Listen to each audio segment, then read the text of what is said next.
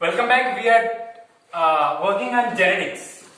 और जेनेटिक्स के ऊपर अभी तक जो हमने देखा वो देखा जो है मेंडल के लॉज, और उसके अलावा जो है जेनेटिक्स, मॉलिक्यूलर जेनेटिक्स में हमने डीएनए का स्ट्रक्चर देखा, डीएनए की पैकेजिंग देखी।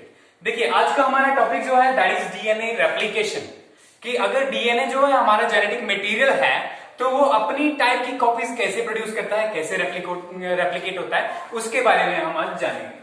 तो डीएनए रेप्लिकेशन के बारे में जब जो है डीएनए का मॉडल प्रपोज किया गया तो उसी टाइम पे बताया गया था कि डीएनए जो है सेमी कंजर्वेटिव तरीके से रेप्लिकेट करता है। अब ये सेमी कंजर्वेटिव मेथड क्या है डीएनए रेप्लिकेशन का, उसके बारे में आपको बताता हूं। सबसे पहले देखिए,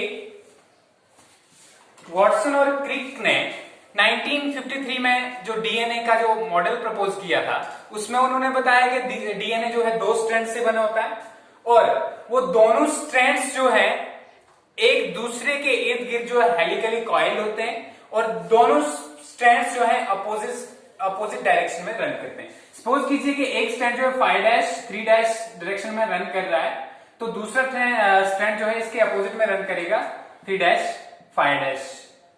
ओके, तो ये अपोजिट में रन करते हैं। अब यहां पे हम जो डीएनए रेप्लिकेशन पढ़ेंगे उसमें इस चीज का बहुत ज्यादा इंपॉर्टेंस होगा। तो देखिए डीएनए रेप्लिकेशन स्टार्ट करते हैं। डीएनए रेप्लिकेशन से पहले हम मेसेल्सन और स्टाल एक्सपेरिमेंट पढ़ते हैं।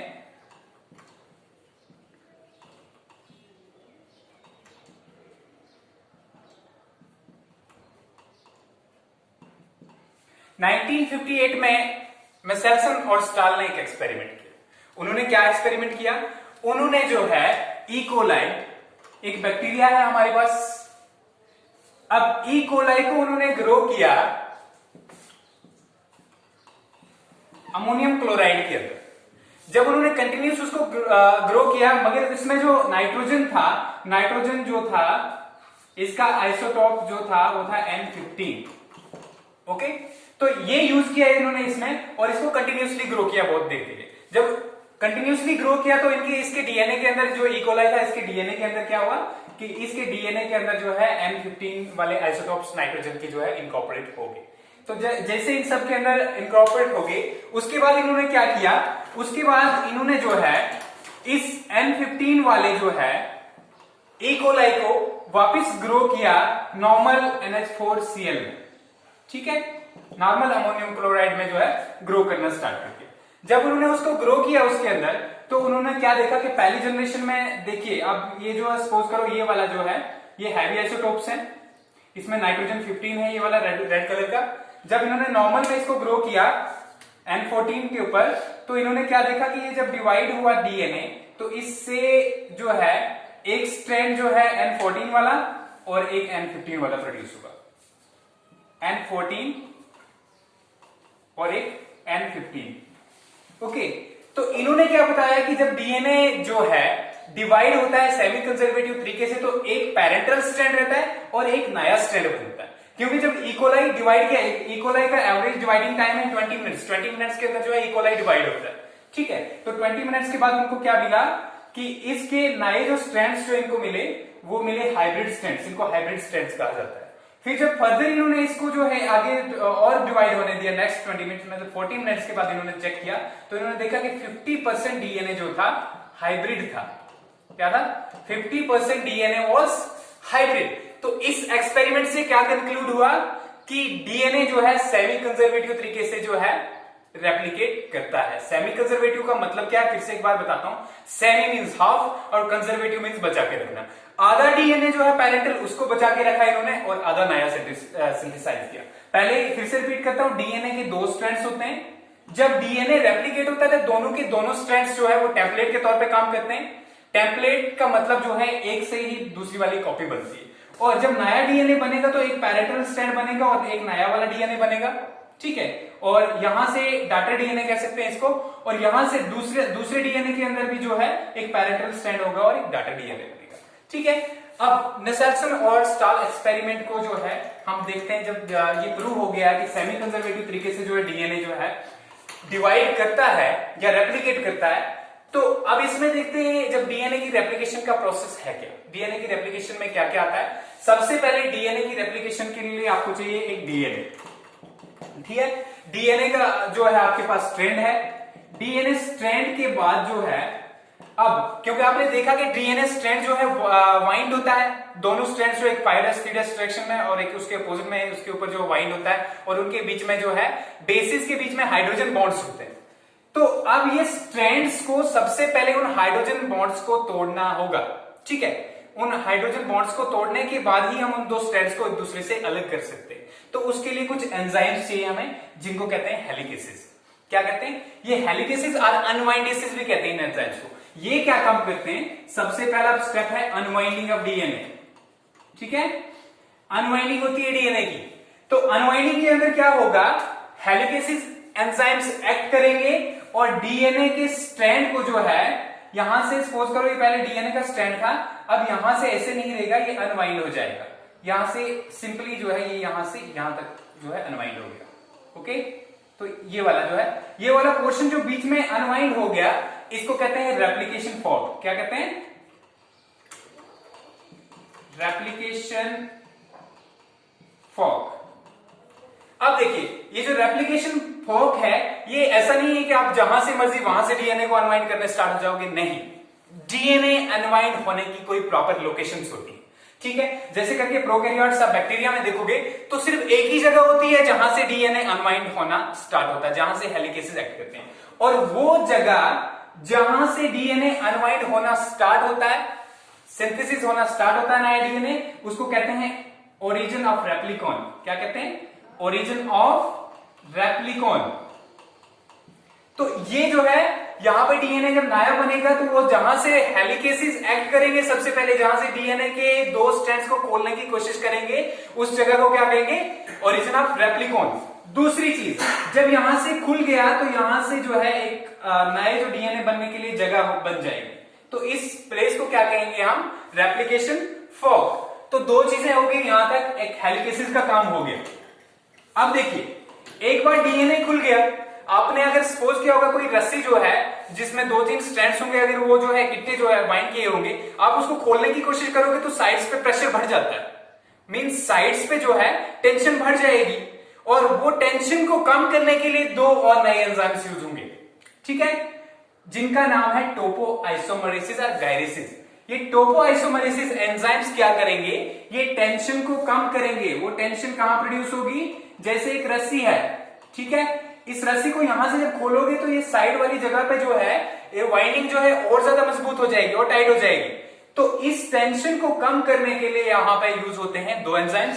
पहला एंजाइम है टोपो आइसोमरेस और दूसरा एंजाइम है गायरेस। अभी टोपो आइसोमरेस मोस्टली प्रोकैरियोट्स में यूज होते हैं और टोपो आइसोमरेस की जगह जो है गायरेस जो है वो कहां यूज होता है, वो यूकैरियोट्स में यूज होता है। ओके, एक बार डीएनए का स्ट्रैंड खुल गया, डीएनए का स्ट्रैंड खुलने के बाद होता क्या, जनरली आप देखोगे ये सारा हो कहां रहा है, अगर यूकैरियोट्स की बात करोगे तो न्यूक्लियस के बीच में हो रहा है, ठीक है। अब न्यूक्लियस के बीच में भी साइटोप्लाज्म की तरह अपना ही जो है सबस्टेंस होता है, फ्लूइड सबस्टेंस, उसको हम कहते हैं न्यूक्लियोप्लाज्म। क्या कहते हैं, न्यूक्लियोप्लाज्म। अभी न्यूक्लियोप्लाज्म जो है आपके पास, इसके अंदर बहुत सारे न्यूक्लियोटाइड्स पड़े होते हैं। आपको पहले पता है, पहले मैंने बताया कि डीएनए जो है वो न्यूक्लियोटाइड्स का बना हुआ है। It is a polynucleotide chain and what is nucleotide, nucleotide is made up of three things, pentose sugar, deoxyribose in case of DNA, and then there are different bases, ठीक है, बहुत सारी बेसिस जिनमें purines और pyrimidines बताया था मैंने आपको, और उसके अलावा जो है आपका यूज होता है फॉस्फेट ग्रुप। अब न्यूक्लियोप्लाज्म के अंदर क्या प्रेजेंट होता है, ये सारे जो है क्या प्रेजेंट होते हैं, न्यूक्लियोटाइड्स, लेकिन ये मोनोफॉस्फेट की फॉर्म में प्रेजेंट होते हैं, जैसे करके adenosine monophosphate, guanosine monophosphate, cytidine monophosphate, ठीक है। तो यहां पे जो है थायमीन मोनोफॉस्फेट।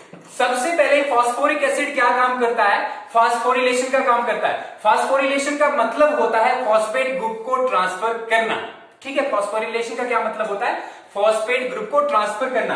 तो फास्फोरिक एसिड जो है H3PO4, परसों भी बता दिया था मैंने लास्ट वाले लेक्चर में, तो H3PO4 में आपने क्या देखा कि H3PO4 जो है इनके ऊपर फॉस्फेट ग्रुप जब ट्रांसफर करेगा तो ये क्या बन जाएंगे, adenosine triphosphate, guanosine triphosphate, cytidine triphosphate and thymine triphosphate. आपने एडिनोसिन ट्राइफॉस्फेट के बारे में सुना है, बहुत सुना है आपने। एटीपी जो है एनर्जी करेंसी है सेल की, तो वो भी क्या है, न्यूक्लियोटाइड है। ठीक है, तो यहां पे क्लियर हो गया। अब देखिए जैसे ये कन्वर्ट हो गए इसमें, उसके बाद क्या होता है, उसके बाद जो है इस रेप्लिकेशन फॉर्क जो बना था, सपोज कीजिए मैंने ये रेप्लिकेशन फॉर्क बनाया यहां पे,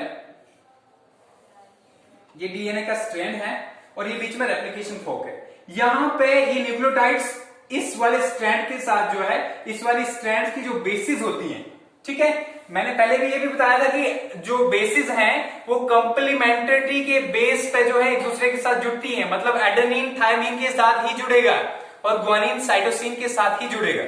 ठीक है, तो ये जो है ये कॉम्प्लीमेंट्रिटी ही यहां पे इसको जो है जुड़ाती है दोबारा से। ये जो जैसे यहां पे न्यूक्लियोटाइड सिंथेसाइज हो गए न्यूक्लियोप्लाज्म के अंदर, तो रेप्लिकेशन फॉर्क बना, उसके बाद हमारे पास एक नया डीएनए पॉलीमरेज एंजाइम होता है। वो जो है इन सारे न्यूक्लियोटाइड्स को इस वाले जो आपके ये जो स्ट्रैंड्स हैं, ये जो अनवाइंड किया आपने, इनको कहते हैं हम टेम्पलेट स्ट्रैंड्स। ये टेम्पलेट का काम करते हैं कॉपिंग के लिए। ठीक है, जैसे करके आप फोटोस्टेट करने चले जाते हो तो एक आपको ओरिजिनल पेपर होता है, उसको फोटोकॉपी कराते हो, तो वो ओरिजिनल पेपर आपका टेम्पलेट है और जो फोटोकॉपी आपने कराया that is not a DNA. ठीक है, यहां पे आपका जो है टेम्पलेट स्ट्रैंड्स, ये दोनों जो है टेम्पलेट की तरह एक्ट करेंगे और यहां पे डीएनए पॉलीमरेज जो है ये सारी न्यूक्लियोटाइड्स को ऐड करता रहेगा और नया डीएनए प्राइमर, नया डीएनए बनता रहेगा, डाटा डीएनए। लेकिन उससे पहले एक और चीज होती है। उससे पहले क्या चीज होती है, डीएनए पॉलीमरेज की जो न्यूक्लियोटाइड ऐड करने का प्रोसेस होता है, उससे पहले एक और जो है डीएनए डिपेंडेंट आरएनए पॉलीमरेज एक एंजाइम यूज होता है। ठीक है, क्या यूज होता है, DNA dependent RNA polymerase enzyme. अब ये क्या काम करता है, जैसे ही जो है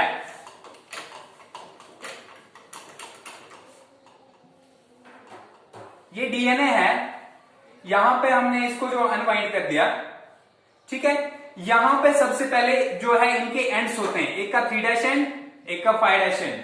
ये जो 5 वाला है इसका दूसरा एंड होगा 3' और इसका वो दूसरा वाला एंड होगा 5'। रीजन क्या है 3' 5' का, कि पेंटोस शुगर जिसको डीऑक्सीराइबोस कहते हैं, उसके ऊपर जो है कौन सा वाला कार्बन जो है वो अनलिंक्ड है नेक्स्ट न्यूक्लियोटाइड के साथ। अगर 3' कार्बन अनलिंक्ड है तो 3' एंड, 5' जो कार्बन अनलिंक्ड है तो 5' एंड।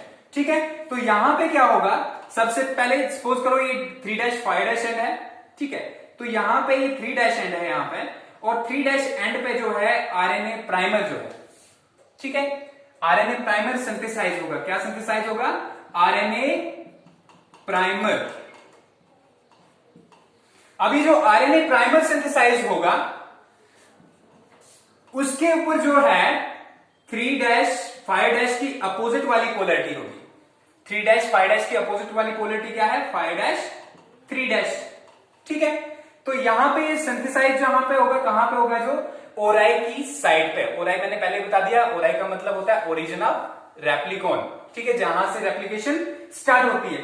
अब ये सिंथेसाइज हो गया, आप बताओगे इसका क्या काम होता है, इसका कोई काम नहीं होता है, ये जो है डीएनए के एंड पे जो है रहता है, जो नया डीएनए प्रोसेस होता है उसके 5' एंड की तरफ ये चलता रहता है। अब हम जो है डीएनए आरएनए पॉलीमरेज को देख लिया हमने, अब डीएनए पॉलीमरेज की एक्टिविटी को देखेंगे कि ये कैसे काम करता है। ठीक है, हम सिंपली इन स्ट्रैंड्स को जो है लीनियर फैशन में बनाएंगे, लाइन में बनाएंगे सिंपली। ये एक लाइन है और ये दूसरी लाइन है, ये 5' 3' एंड है और ये 3' 5' एंड। ठीक है, सपोज करो इस डीएनए को हमने खोल दिया। ठीक है, अब जो नए स्ट्रैंड्स यहां पे बनेंगे, तो डीएनए पॉलीमरेज जो है वहां पे न्यूक्लियोटाइड्स ऐड करेगा। लेकिन कैसे ऐड करेगा, डीएनए पॉलीमरेज जो है वो सिर्फ एक ही डायरेक्शन में न्यूक्लियोटाइड्स को ऐड कर सकता है, वो है 5' 3', मतलब 5' से स्टार्ट करेगा। अब यहां पे सपोज करो मैंने एडेनिन, यहां पे thymine, cytosine, adenine, cytosine, thymine. ठीक है, ये क्या बनाई मैंने, ये बेसिस हैं जो एक स्ट्रैंड पे होंगी। ठीक है, तो इसकी अपोजिट की जो है दूसरे स्टैंड पे होंगी, क्योंकि कंप्लीमेंटरिटी से जुड़ती हैं। एडेनिन किसके साथ पेयर करता है? थायमिन के साथ। थायमिन किसके साथ करेगा? एडेनिन के साथ। साइटोसिन ग्वानिन के साथ, एडेनिन थायमिन के साथ, साइटोसिन ग्वानिन के साथ, थायमिन एडेनिन के साथ। तो ये वाला जो है कॉम्प्लीमेंटरिटी का प्रोसेस जो है आपको दोनों स्ट्रैंड्स में दिखेगा, एक के अपोजिट में। अब जो नया डीएनए सिंथेसाइज होगा वो होगा 5' 3'। तो 5' 3' इसके अपोजिट में है। तो यहां पे एक वाला जो है, ये वाला स्ट्रैंड जो है, जो 3' 5' वाला स्ट्रैंड है, इसमें 5' से 3' की तरफ कंटिन्यूसली डीएनए बनेगा। क्या बनेगा? कॉन्टिन्यूसली डीएनए बनेगा। और ये कॉन्टिन्यूसली जहां डीएनए जिस पे बनता है उस वाले स्ट्रैंड को कहते हैं लीडिंग स्ट्रैंड। क्या कहते हैं? Leading strand. अब लीडिंग स्ट्रैंड के ऊपर जो है 5', क्योंकि ये ऐसा क्यों होगा? क्योंकि डीएनए पॉलीमरेज करता ही 5' से 3' की डायरेक्शन में जो है। अब आप देखोगे कि ये वाला अपोजिट जो इसमें क्या होगा, इसमें तो 3' 5' से चलेगा, लेकिन इसमें ऐसा नहीं होगा। इसमें सपोज करो यहां से 3' का पॉइंट है, ठीक है। अब 3' से 5' तक जो है, ये 3' मान लो, और 3' से 5' तक दूसरा जो एरिया होगा, वहां पे इतने छोटे छोटे जो है पैचेस में डीएनए बनाए गए। समझ में आ रही है? इसके अपोजिट में क्या काम करेगा? ये पैचेस में डीएनए को बनाएगा। यहां से ये आ गया 5' और ये आ गया 3'। अब ये पैचेस में जो डीएनए बनाता है उस वाले स्ट्रैंड को कहते हैं लैगिंग स्ट्रैंड। Lagging strand. अब लैगिंग स्ट्रैंड के ऊपर क्या होगा? डीएनए पैचेस में बनेगा, छोटे छोटे टुकड़ों में बनेगा। और यहां पे लीडिंग स्ट्रैंड के ऊपर जो है 2 स्ट्रैंड होंगे। लीडिंग स्ट्रैंड के ऊपर जो है डीएनए कंटिन्यूसली बनेगा। अब ये जो टुकड़ों में जो डीएनए बनेगा, अब ऐसा तो नहीं है कि टुकड़ों में ही रहेगा, इसको तो जुड़ना होगा ताकि कंप्लीट स्ट्रैंड बने हमारे पास। इसलिए यूज होते हैं हमारे पास डीएनए लिगेसेस, नेक्स्ट एंजाइम। ठीक है, डीएनए लिगेसेस ऐसे एंजाइम्स होते हैं जो क्या काम करते हैं? जो है इन लैगिंग स्ट्रैंड वाले छोटे छोटे फ्रेगमेंट्स को, जिनको ओकाजाकी फ्रेगमेंट्स कहा जाता है, इन छोटे छोटे फ्रेगमेंट्स को क्या कहा जाता है? OKAZAKI, Okazaki fragments. ठीक है, तो इन ओकाजाकी फ्रेगमेंट्स को जो है जुड़ाएगा लिगेस, और फिर एक कंप्लीट स्ट्रैंड बनेगा। देखिए, ऐसा नहीं कि हर वक्त जो है डीएनए जो है, जो कॉपी हुआ है यहां पे, रेप्लिकेट हुआ, कॉपी मींस रेप्लिकेट होना सिंपली, तो जो डीएनए यहां पे कॉपी हुआ वो उसमें कोई भी एरर नहीं होगा। कभी कभी जो है गलती से कोई एरर हो जाता है, मींस कहीं एक ही जगह यहां पे थायमिन की जगह कोई और बेस जुड़ गई, तो यहां पे जब ये प्रोसेस चल रहा होता है तो डीएनए पॉलीमरेज बैक में जाके इसको दस्ती जो है ठीक कर लेता है। ठीक है, लेकिन जनरली आपने देखा है कि थायमिन की जगह जो है उसमें आपको आरएनए में जो है यूरेसिल दिखेगा। ठीक है, तो रिप्लेस कर सकता है उसको। अब जब उसको रिप्लेस करेगा तो उसके लिए क्या होता है? उसके लिए बाद में होती है प्रूफ रीडिंग। क्या होती है? Proof reading. नेक्स्ट प्रोसेस है हमारे पास प्रूफ रीडिंग। अब प्रूफ रीडिंग के अंदर क्या होता है कि डीएनए पॉलीमरेज जो है, डीएनए डिपेंडेंट डीएनए पॉलीमरेज कहा जाता है, क्योंकि डीएनए के ऊपर ही डिपेंड कर रहा है। और ये जो आरएनए पॉलीमरेज मैंने लिखा है, ये भी ये डीएनए डिपेंडेंट आरएनए पॉलीमरेज है, क्योंकि ये भी डीएनए के ऊपर डिपेंड कर रहा है। ठीक है, पॉलीमराइज करने के लिए। तो अब प्रूफ रीडिंग के अंदर क्या होता है? जो हमने डीएनए पॉलीमरेज पढ़ा, ये एक ही डीएनए पॉलीमरेज नहीं है, बहुत सारे जो है डीएनए पॉलीमरेज है। जैसे करके डीएनए पॉलीमरेज, डीएनए पी लिखूंगा मैं, पॉली 1, ठीक है, कामा सेकेंड, कामा थर्ड। अब ये जो है डीएनए पॉलीमरेज थर्ड जो है आपका, दिस डीएनए पॉलीमरेज थर्ड जो है, it is responsible for adding nucleotide, जो बेसिस हैं आपकी, न्यूक्लियोटाइड्स जो है उसके साथ जो है ऐड करने में हेल्प करता है। कौन सा? DNA polymerase third. जबकि फर्स्ट और सेकंड किस काम में आते हैं? आते हैं प्रूफ रीडिंग के काम में। ये क्या काम करते हैं? जहां पे अनवांटेड जो है न्यूक्लियोटाइड ऐड हो गया होगा उसको जाके हटा देते हैं, और जो है परफेक्ट जो सही जो है कॉम्प्लीमेंट्री जो न्यूक्लियोटाइड होगा उसको ऐड करते हैं। ठीक है, फिर से एक बार प्रोसेस को रिपीट करता हूं। सबसे पहले देखिए होता क्या है। पहला प्रोसेस होता है सबसे पहले अनवाइंडिंग। ठीक है, अनवाइंडिंग में क्या होगा? कि जो डीएनए के 2 स्ट्रैंड्स होंगे एक दूसरे से अलग होंगे। दूसरा प्रोसेस होगा हेलिकेसेस, उसके लिए रेस्पॉन्सिबल है। दूसरा जो है एक्टिवेशन ऑफ न्यूक्लियोटाइड्स।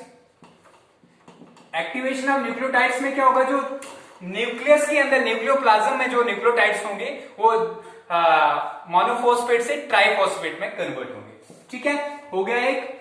उसके बाद नेक्स्ट अगर देखोगे आप, एक्टिवेशन ऑफ न्यूक्लियोटाइड्स के बाद क्या है, नेक्स्ट होगा synthesis of primer. Synthesis of primer, और ये प्राइमर क्या है, जो आरएनए पॉलीमरेज ने बनाया। ठीक है, तो ये फाइडो स्ट्रैंड की तरह एक्ट करता है नए डीएनए स्ट्रैंड के। चौथा हो गया आपके पास पॉलीमराइजेशन। पॉलीमराइजेशन को हम कह सकते हैं addition of nucleotides. Addition of nucleotides या एडिशन ऑफ न्यूक्लियोटाइड्स जो है, इसके अंदर जो हम कह सकते हैं synthesis of new strand. Synthesis of new strand, ये हो गया। और इसके बाद जो है सिंथेसिस के बाद हो गया प्रूफ रीडिंग। कोई ज्यादा मुश्किल नहीं है, लंबा नहीं है, आपको सिंपल देखना है। ठीक है, सिंपल में क्या देखना है कि डीएनए के स्ट्रैंड्स को आपने सबसे पहले अनवाइंड करना है हेलिकेसेस के हेल्प से। अनवाइंड के बाद जो है टोपोआइसोमरेज उनको जो है थोड़ा रिलैक्स करके रखेंगे, और रिलैक्स के बाद जो है वहां पे एक ओरिजिन ऑफ रेप्लिकॉन पे एक रेप्लिकेशन फॉर्क डेवलप होगा। रेप्लिकेशन फॉर्क डेवलप जहां पे होगा वहां आरएनए प्राइमर सिंथेसाइज होगा। आरएनए प्राइमर जो है सिंथेसाइज होगा, तो उसके बाद जो है डीएनए पॉलीमरेज न्यूक्लियोटाइड्स ऐड करेगा। न्यूक्लियोटाइड्स कैसे ऐड करेगा, कॉम्प्लीमेंट्री बेसिस पे। ठीक है, और कॉम्प्लीमेंट्री बेसिस पे जैसे कि मैंने बताया कि एडेनिन के साथ थायमिन ऐड होगा, थायमिन के साथ साइटोसिन। ठीक है, यहां पे इसके बेसिस पे जो है नया डीएनए सिंथेसाइज होगा। और जब नया डीएनए सिंथेसाइज होगा तो एक पेरेंटल कॉपी ही रहेगी, एक डॉटर कॉपी होगी। ठीक है, तो ये सारा प्रोसेस है डीएनए रेप्लिकेशन का।